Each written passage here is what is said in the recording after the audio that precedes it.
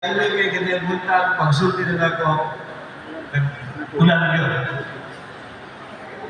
Kami sa Siliman University, ihangin lang sa Diocesan Electoral Board.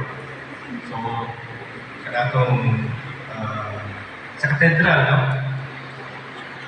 Na mo-appeal sa pag-batbat sa mga hiyas sa mga kandidato o mga leaders nato sa lokal na may gusto sa mga butante o sa mga katawhan. Kining lima, gikuha kini sa daghan na nahisgutan mga maayong hiyas. So take note, maayong hiyas. Dili ang dili maayo. Kini among na-survey sa dugang ng panahon sa tanang lokal na eleksyon. Nga lima ang napilian na among pag-batbatol, no? Atong i-discuss karon. So, kining lima includes God-fearing, approachable, honest, helpful to the poor, and has achievements. So ako ang mubatbat sa unang duha ng mga hiyas. Sa punto diri gikan kini nga perspektibo sa mga butante sa katawhan. Sila ni sirs ganina perspective to sa authorities. Unsa ang dapat ninyong buhaton para dili na illegal na natong mga aksyon. Kami among ipahayag sa inyo kung sa ang tanaw o pangandoy sa mga butante. Kaya kung naa sila yung mga leaders na lokal, mawagin siya. So ang unang igawas, God-fearing mo yun. Well, ako, anthropologist, by profession, ngayon ko nga, kultura ng mga mga Pilipino, kanang atong pagka-Diyos yun. So kanang butante, iya ko kitang tao na iyang leader, o ang iyang butahan, sama niya, no? Mahadlokon sa Ginoo. So dili kapag reliyon, ha? So Ginoo in general, or anyone who is above us. Lahat mga manifestasyon ani, no? So, kung saan nato pagkibalo, o kung saan buhaton, para atong mapakita ang atong hadlokon sa Ginoo. So na ay upat ka mga suggestions. Una, hinahanglan na decisive but humble leadership. So ato ni pagabat-baton. Kanang pagdesisyon nato dapat gihuna-hunahan yung kanakabayo. Nga in kaso, kung magama kita ang posisyon, kanang posisyon atong gihimo, dili naman para kanato, kundi para sa katilingban, para sa komunidad. So ang mga butante gauna-huna, mag-decide sila, dili lang para nila, kami po appeal ana. Natay termino nga gitawag na servant leadership. Murag contradicting kayo. Na po servant na leader pa yun. Ang pasabot naman mo, servant leadership, you are serving people that would benefit them, but would show you how you as a person is directing them or leading them. Meaning, we have to prioritize the people whom we serve and who put us into office. So, mauna ang gusto sa mga butante, kung na siya under God-fearing. Ikaduha, panagitawag nato nga moral accountability and transparency. Well, kanang word o kanang termino nga moral, no? Murag dili na isa uniform sa tanan, so depende magunan siya. No? Lahit kung yung legal, kaya yung mga butang na legal, pero dili moral. So ang moral na isa relative kayo. So kanang legal, namin tayo basihan anak pamalaon. Pero unsa man ang moral nga moral accountability. Meaning og natay gihimo dili na nato tingnon nga ila man na or kinsa man na. Bilang usa ka leader o kapitan o miyembro sa konsehlo, whatever ang atong desisyonan, kuno, kunay sa mga butante, dapat accountable mo. No? Kanya, sa pamaagi ni Ana, dapat hibaw man sa tanan, dili po nga tinago. No? So, nga, assuming responsibility for any decisions and actions. Dili ito maglabay-labay na. No? Ay katulo, kanang tawag nato na empathy and social justice initiative. Ang ipasabot ni as leaders, we should feel how our people feel para maservisyohan nato. So, bingon na mga butante, punta ang leader,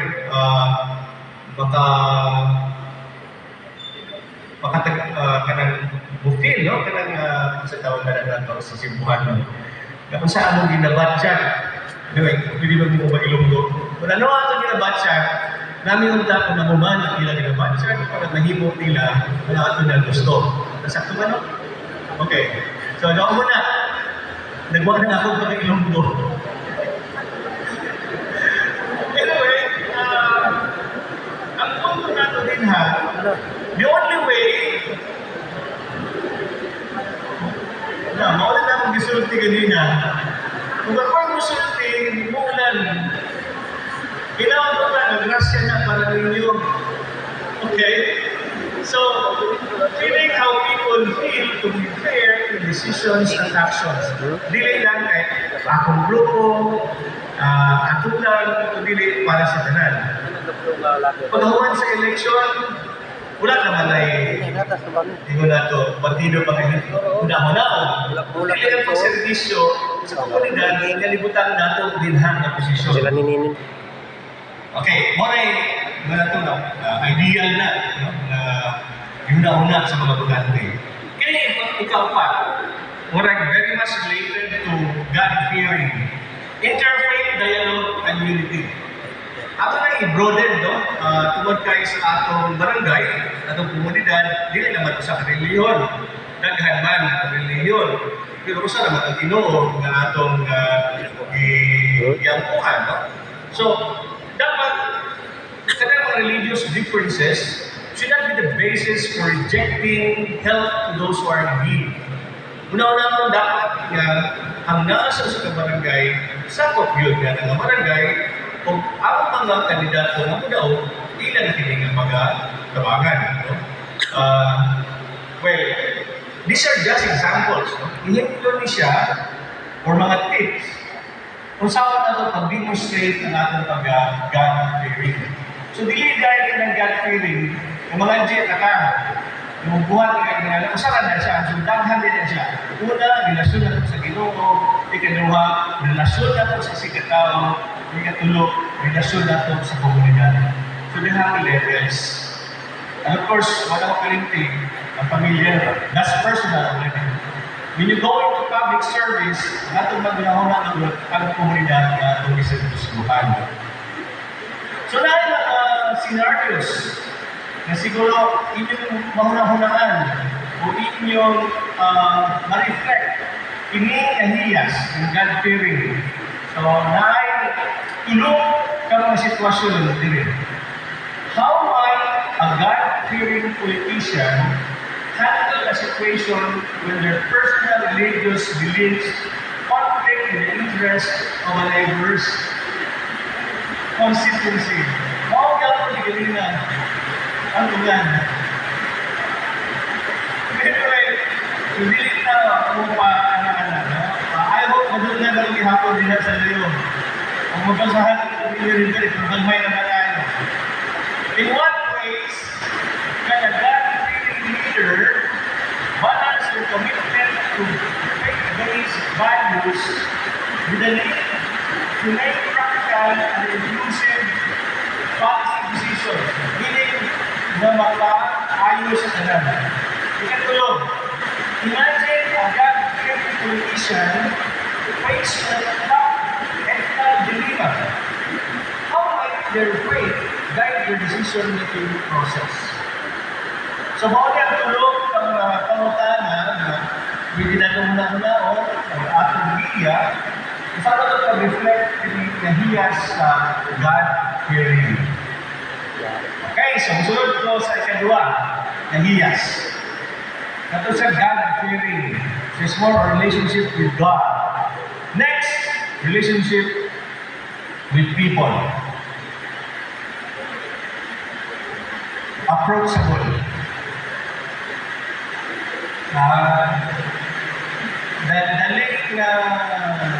Daling na daw yung olot, pero nisod ka, ang itaon. That was a joke earlier mentioned. Madaling kausapin, pero mahirap hanapin. Well, those are traits na nag-conflict. Supposedly, kung daling na ulong, daling yung pagitaon.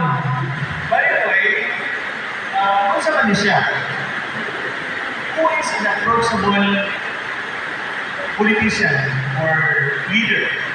So, sumala sa gisulti sa mga butante nga ng pag-interview, na ay mga upat na mga pamaagi na pwede himon para makaingon na lang, akanan na siya na sa inyong kaso, kapital o konsyal, dali kayo na ulol. So, una, dahil ito na open door policy for constituent concerns. Ay pasaport ani,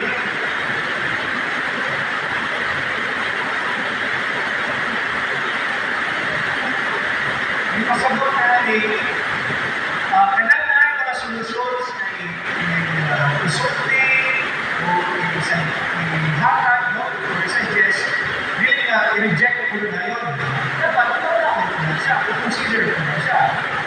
Well, of course, you know, nasa barangay level, at kung sino, mga discuss. So, anything to nag-concern sa mga mulupyo, na o pinilang ibahaya, dapat, mga leaders, okay. Hindi na close, kung silang gusto mo, ako yung natuhan. That's one. Ikadua, kung sa man ang pagkahinuo nyo, makita na natin ang open door policy. Muna kitawag na town hall meetings for public input. Ipasabot na, naibigay yun. Naihatag, para na mga miyembro sa barangay, magkatapo o maimbita para matag o mga iyan. I know, gina-practice natin, itawag natin barangay assembly. No? So, muna yung pasabot natin. Ikatulo, naman tayo social media. Pwede mo na siya gamiton. Yun na, tawag ang marites. Pwede ko na, no? Magdunan ko sa hayat ako, kung sa katinubod. So, social media engagement would be a way of sharing information and opportunities para sa barangay.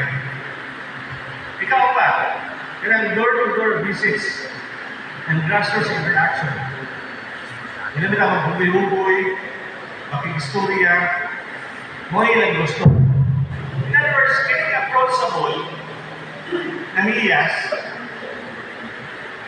could be in different forms. Una, kanang iyong pagdawat ng ideya sa uban. Kung yun sa iyong pag-process ka ng ideya, kung yun sa iyong paghatag ng informasyon na makaayo, huwag ka ng iyong pag-interact. Murag, ang ilang yung pasabot na rin, so kaya tayo leader na dito makita. Na po yung leader na makita, pwede kong linaw. No? So, complex yung issue, no? Ang being approachable. So, di lang sila isa. Di lang ko na magpainom ka, dahil ka siya. I mean, that's social. You know. But that would be one way of getting along. Ang Filipino manggod, very personalized. In fact, kung mga ito sa opisina, kung di ka matagdan Mabuhol ka dayon, no? Mas more na, kanina sa barangay, kay tungkol sa kagamay rin yun, ang relasyon nila na hugpong yun kayo. So, duwa na to, ang atong ibat-bat, no? Ang una, being God-fearing, ay kanua, approachable. So, naay mga scenarios for discussion. Una, how might an approachable political leader handle a situation where a constituent expresses dissatisfaction or frustration with the government policy? So, ikaw na leader, kung saan man mo, nainatili mo yan, yung reklamo na ay gisulti na dili sa ganahan. So, dapat natin sistema ni Ana. Ikadua, kung saan man ang pag-balance, in what ways can approachable leaders strike a balance between engaging with consequence and effectively managing their time and responsibility? Sa panahon na dinawag ka sa pagkakapital o konsihal, ang problema din na is how to manage time. Now, which would be the first priority? Ito yung public service. So, saan na lang siya? If you're approachable, how would you manage your time? Ikot tatlo. Ikatlo mo ni. Imagine a scenario where an approachable politician encourages conflicting opinions during a town hall meeting or during assembly. An approachable leader din na usa ka ideya niya, wow, most likely, ang gusto sa mga butante ka, kanang ideya ng konflikto, i-allow na siya na ma-discuss until na mabot ang sa ka-resolution. No? Pero ang problema na nga na, usapon sa usa ka approachable leader, usa ka maami, ang iyang inuod, na katong mga conflicting opinion, sa katapusan, na sila usa na yun ka-idea ng pagka-yunan. How might they facilitate a respectful and productive discussion? Okay, so result ko ganina, na sila ni Sir Sri, history na sila o rather reprimand na ayaw ninyo buhata. Kini among gihimo, kini among naparte, mauni from the perspective of the voters, ang gusto nila sa usa ka maayong politiko. Ang gihimo na ibat-bat mo itong God-fearing and approachable. Karon si LG na po, yan ipadayon, tulog, papag-yes. Daghang salamat.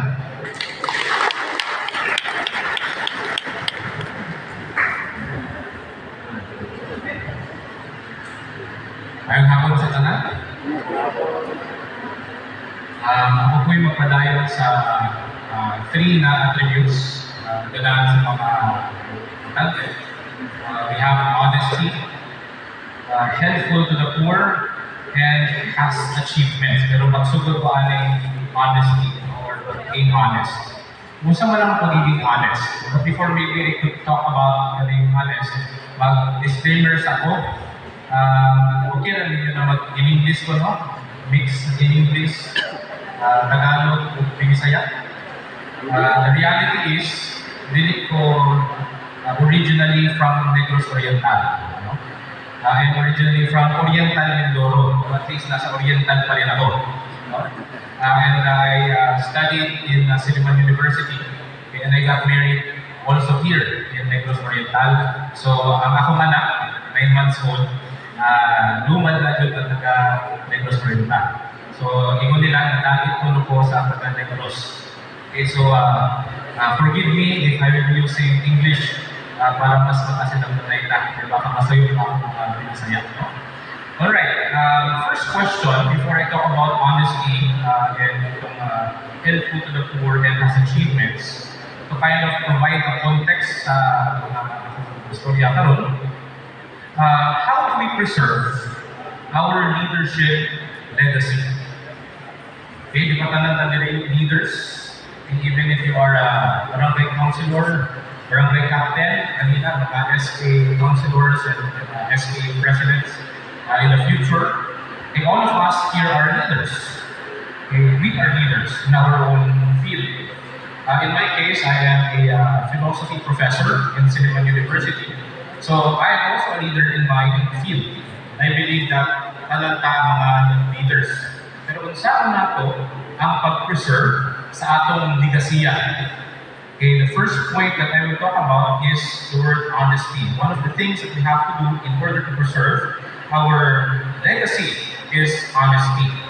Okay, my question earlier sa mga kapatanunan, kabataan, kung saan ang inyong first na gina-process pagka mo enroll mo sa college, daghan naman sila kanina mga college students, no? Study pa. Maybe some of them were my students before. No? Lingon sila good moral character. Nga naman ako kinahanglan o good moral character certificate. It is an evidence or a proof, no, that we are carrying, no, that good moral practice. Nasa manato na pangayon, usahay sa school, usahay sa barangay. No? Okay. The same thing with public servant. We have to exercise good moral character. And honesty is one of these moral or good moral characters. No? When we talk about honesty, there are three terms, no, or three concepts that we have to always remember. Kinahanglan nato, sige, kinahanglan. First, kaning integrity. Okay, gusto ko sa tulong, integrity, transparency, and truthfulness. Eh, kung saan man ang integrity? Kung sa'yo pasabot na ang isang tao na ay integrity. Kung saan ang integrity ka? Iso din ha? Integridad, no? Integridad. You make use of the Tagalog word. No? Integridad. Okay, pag sinabi natin na may integridad ng isang tao, ano yung mga practice ng isang tao na may integridad? Diba? Usually, we would think na kung ano yung sinasabi niya, yun din yung pinamumuhay niya. Okay, kaya pag sinabi natin yung isang tao, hindi pinamumuhay yung sinasabi niya, or sa English na sinasabi nila, you don't practice what you don't, you don't preach what you don't practice. Okay? You practice, dito na ako. You practice what you preach. Okay? If we don't do that, tendency is that the people around us are calling us what? Hypocrites. Okay? Ano mga religyoso, hindi mo ka na butan mo ng mga tao, kumpisan ka. Pero pag ulit natin sa balay, ang maglalaman. Okay, so sa integrity, what you say and what you do, may coherence, no, walang contradiction. Okay? In terms of public service, okay, pag sinabi mo you hate corruption, okay, how do you respond or how do you act on that? Of course, hindi ka tumatanggap ng mga bribe. No? Okay? Hindi ka, ano ba yung bribe sa Bisaya? The word bribe is, in Tagalog is suhol. Or lahi man ng suhol. Suhol is payment, ano? In Bisaya, pero I think sabot lang mga na akong isutan. Second thing, transparency. The quality of being seen through. Ibig sabihin, wala tayong mga hidden secrets. Pero sa karon, pwede ba lang walang hidden secrets? Okay? I don't know. When I was, because I'm married, and I have one son, okay, and natin ko usahin mga secret sa akong asawa. Samot lang mga kauban natin kay mga barkada natin. Ako, hindi kayo kong cycling. Okay? Dili siya ganahan na mag-cycling ko, especially during mga gabi. Kaya delikado lagi. So, kung sa akong imo niya, wala, ano naman dito? Nag-ping-pong pero mauli, maling singot. Okay, so we have to be truthful. Third is truthful. Of course, pag sinabi natin truthful, it refers to the proactive practice of rejecting lies and false truths. Okay, that's what a lie is, no? False truth. Okay, so this is what a person has to exercise. So if a person has integrity, kailangan meron kayong mag-practice ng good moral character. Now, there are quite a few practices that we have shown of this notion of honesty. For example, transparent financial practices. How do we practice being transparent with our financial practices. Okay? For example, there is a budget proposal, okay, coming from the local government. Okay? Of course, na kayo mga gamit na ganahan pa nito. Usahay, wala yung mga resibo. Kalitan na lang ang mga agawan. Ano man, wala lagi ang printer. Okay? Pero naa sa budget ang printer. Ato din ay binulsa na ng treasurer. No? Hopefully, hindi ta iganan. So we have to be transparent in our financial practice. One of the ways in which we could do this is mentioned by our Ike. Itong town hall meetings, like this. For example, ako yung barangay captain, pinakita ko lahat sa inyo yung mga pinuntahan ng budget. Okay? Sometimes, sama tayo, kaya dagang mga pangutana, pero sa tunod na, nakasalver biyan niya sa ato ang legacy. Kaya makakita ang mga tao na sa ating ipadulong ang kwarta. Diba? So that's the first question kanina, no? Na tinanong ko, how do we preserve our leadership legacy? Because I know all of us here would like to lead, okay, and we would like to prolong our leadership. How do we do that? By ensuring our leadership legacy. Alright. Isa pa, truthful communication during crisis. Okay, what are crises? Ano ibig sabihin ng crisis? Crisis. Okay, madaming klaseng crisis. Crisis sa kalamidad, crisis sa bigas. Okay, medyo mahal na yung bigas ngayon. Okay, madaming bigas dito, pwede mo mag-harvest. Madaming klaseng crisis, no? And the problem with crisis is that yung mga tao, mga constituents na sa paligid natin, sometimes talagang nababahala sila. They're very concerned. And the tendency sa mga leaders is itinatago nila yung truth kung ano ba ang nangyayari talaga. Okay. Ultimately, malalaman din ang mga tao kung ano yung nangyayari, ano yung mangyayari, pero hindi magaling sa mga leaders. We have to be very careful, no? And show the problems and don't hide the truth behind certain situations, particularly pag may mga crises.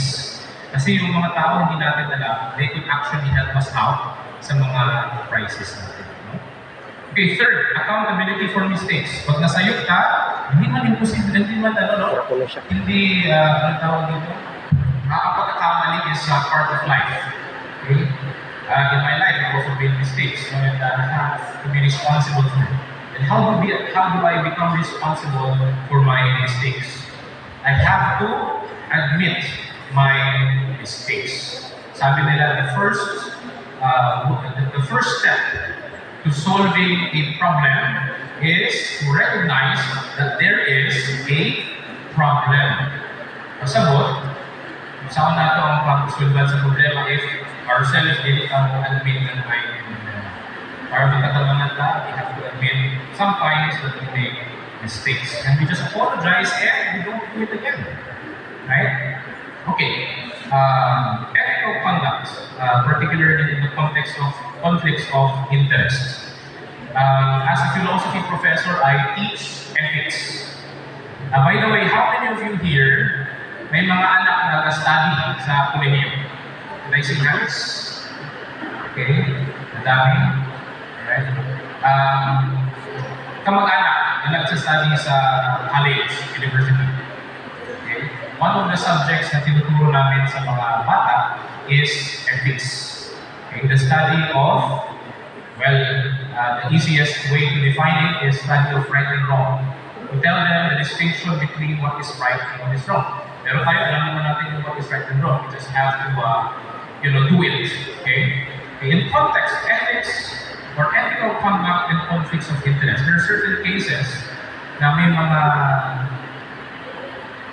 dilemma. No? Tayo, if sino ba yung unahin natin? Is it ourselves?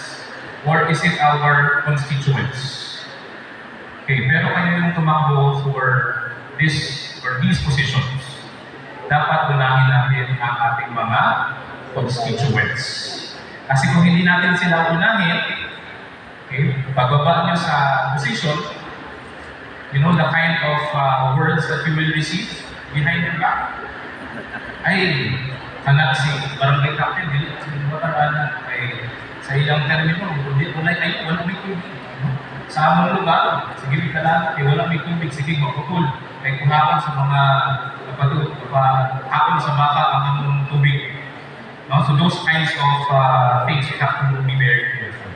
Okay, second attribute that voters like with their public officials.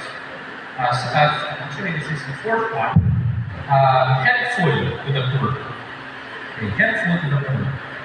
They can't remove this idea from my religious beliefs. Okay, talang marami sa ato diri mga Kristiyano, Katoliko, okay, and even mga Muslim, they would say that one of the key commandments in our religion is to be helpful to the poor. Ingon si Kristo sa Mateo, okay, commandment man isa. Pag sinabing commandment, dili ang makadili, dili negotiable, no? Dili debatable. Ingon si Kristo, feed the hungry, heal the sick. Sa paingon niya, take care of the poor. Dapat siya hiningon in addition to this. If you do this to this little one, these little ones, ibig sabihin mga poor, mga nasa marginalized sectors, it's as if you are also doing it to me. Imagine that. If you neglect the poor, it's like you're neglecting Christ Himself. Alright, paano tayo magiging matulungin o paano tayo makakatulong sa mga mahihirap? And maybe some of us would counter that argument. Sabihin natin, mahirap din naman ako. Okay? Bakit ako magiging matulungin sa mga mahihirap? Kailangan ko munang tulungan ang sarili ko. Okay? Pero in the first place, nandito tayo sa lugar na to, okay, to become public servants, and that is already a declaration, an implication that we are prioritizing our community and not ourselves. So we have to make sure that our priorities are clear. First thing, how do we practice this? Poverty alleviation programs. Pag sinabi natin poverty alleviation, hindi man masulbar na ulit ang poverty. Kaya ingon sila ang poverty kay what? Kanang pag nahilantan ta, ilan na? Ito ba akong pinisaya? Ay fever. Okay? O saan ang fever? Sickness ng fever, dili. Sickness ng fever? Sure no? O saan ang hilana? Ang hilana, simptomas ra o sickness. Pila man kasi Celsius, pagka nahihilana, 37 degrees, nakahilana, kailangan expert ko alin, kaya akong baby 9 months, I have to be very careful, no? Pagka 37 degrees nahihilana, nasa imong painom. Tempra, paracetamol. Pero sa tinuod lang na siya gibati. Akong anak, siya yung gibati, matao alas 3 sa kadlawan, alas 4 sa kadlawan, siya yung gibati, gawas ang tamo. Mauna ang iyang nabati. No? The same thing with poverty. Poverty is only a symptom. Nga naman ta pobre. Okay? That's a very deep question. I cannot answer that now. Kaya sa philosophy mo, philosophy ko dili ka mahuman. Paano natin i-alleviate or uplift yung condition ng mga nasa laylayan? Okay? Maybe pwede natin turuan mag-isda. Hindi ibig sabihin mag-isda kasi paano tayo mag-isda dito kung tayo sa boulevard. No? Pero mag-isda in such a way that we give them livelihood programs. And this is now the SK, the barangay officials comes into the play, comes into play in facilitating livelihood programs. Second thing, one of the issues also that emerges in the context of poverty and alleviation is this problem on housing, pabahay. Sa totoo lang, malaking porsyento pa rin sa mga Pilipino ang walang bahay. Okay? And mahirap naman na as barangay officials, magpapabahay tayo, hindi naman pasok sa sa budget, wala naman tayo in billions or billions of pesos para magpabahay. Pero sa mga communities natin, dahil mga talagang donation tayo ang kinabuhi, na ako'y nabisitahan sa Kabawang naman. ang balay kay kapal na ang pinaka-umbong. Okay, so how can we contribute in that case? As barangay officials, maybe we could lobby, somewhat we could solicit support from our constituents, from our mayor, mga konsihal sa ating bayan to help us out in these issues. Third, as I mentioned earlier, itong livelihood programs, microfinancing. Okay, we have the likes of DCCCO as a kind of assistance to our livelihood programs. Pero itong livelihood programs very important because it teaches our constituents to become small enterprise owners themselves. Okay, ibig sabihin, hindi naman kinahanglan na dako tayo ang business. We have to start from the beginning. Alright? Number 4, disaster relief and social safety nets. Okay, what do you mean by disaster relief and social safety nets? Hindi mo na sa disaster relief. Okay, when I was in way back in 2019, ano sa ba ng iPhone ulit? 2020? Sakto? 19? 2020. Kalimutan ko. Pero naka-altuloy sa with our school sa Ngadalan Cubig North, Manduyod and Batis and Bindoy. And the problem in those situations is that wala talagang mga nakaprepare talaga mga barangay units. Kasi yung mga barangay captains, mga barangay officials din in our areas, apektado din, even sa aming area. So how do we, alleviate the problem? Before pa magkaroon ng calamity, we have to ensure na meron tayong mga backup and emergency plans. And I think we could only do this in partnership with our local government. Pag-ingon na social safety nets, ito yung mga hindi siya final and ultimate answer to the calamity. Okay, pero paano lang makasurvive in that particular situation. Okay? The idea here is we have to be prepared and expect that there are the poorest of the poor in our communities na mas nanginahanglan kesa nato. Okay? Samot na akong mga nangyaytrabaho. Okay, third, kaya ba? Last, okay, third, which is actually the fifth, has achievements. Ganahan sa mga butante, ang mga opisyal or like ang budagan sa pagka-kapitan o pagka-konsihal sa baryo is na ay achievements. Kasi pasabot sa aning mga achievements. Pasabot ba ani nakapagpatutod ng bridge or tulay? Dili po lagay, Is it educational attainment? Hindi po lagay. Kinahanglan ba mahuman ka o kolehiyo para makaingon na kay achievement? Actually, this is difficult, Kasi most of the time, mga butante, ganahan sila na naanay evidence ang inyong leadership. If wala pa evidence ang inyong leadership, what can we do? Right? And maybe this is a challenge for those who are incumbent. What have you done? Okay?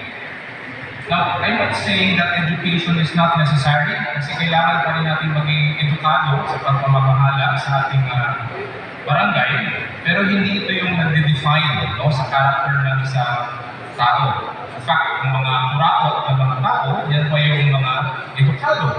Okay? In fact, they make use of their education to circumvent the law, or circumvent the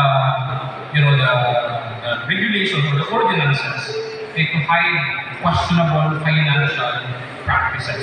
So, kung sa'yo mo na pasabot aling has achievements, what do we mean by having achievements? Very simple answer, Proofs and evidences of the capability of the officer or the official or the leader. So if nakadaog mo ani, wala kang mga accomplishments, maybe nakadaog mo tungod kay mga mga silingan, right?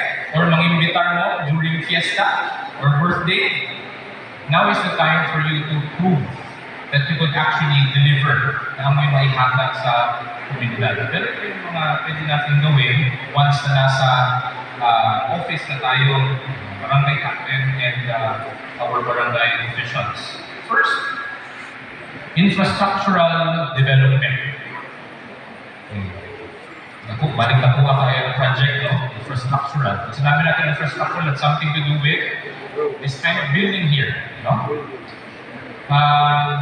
Maybe not necessarily pagpapatay ng infrastructure, maybe pag-maintain. Okay, kasi most of the time, naman ng infrastructure, ng barangay hall, ng covered court. One left thing for us to do as future elected officials is to what? Maintain, keep it in order. Okay? Okay, second thing, educational reform and access. Okay, pag sinabi natin yung educational reform, we have to think about the children, okay, the youth in our community that probably might not have access to education. Okay, this is why very important ng door-to-door na visitation to check whether the children of your kapitbahay, yung mga silingan kay study or na ay blipid na papunta sa paaralan. If wala, maybe magtagaan natin ito pamahagi. Okay? O nang mahurot yun ang sweldo sa katawang kawan. No? Third, healthcare accessibility. Okay? The same thing with educational reform and accessibility. No? Healthcare is one of the most difficult thing to engage. Kasi mahal ang gamot. Okay? Pag nasa ospital na, mahal ang pagpapagamot. And we could only rely on our national government and our local government for funding. Okay, but the idea here is we ensure that the people in our care, they have access to health care. Okay? How do we do that? Maybe we will discuss that later on. I'm not yet sure.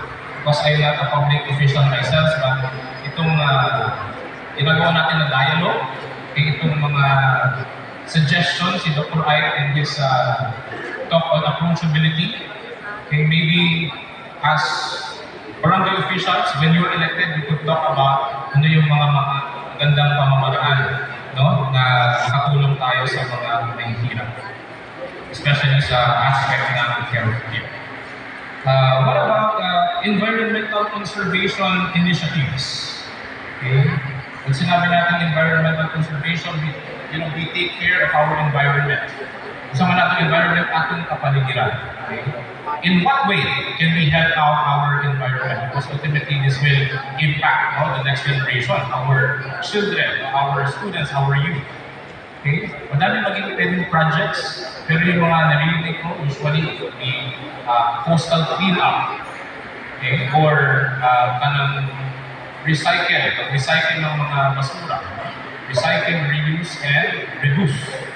Okay, so these things we have to really ensure to be being practiced in our barangay. There are still some questions here. I will not be reading it because it's going to be extending my time.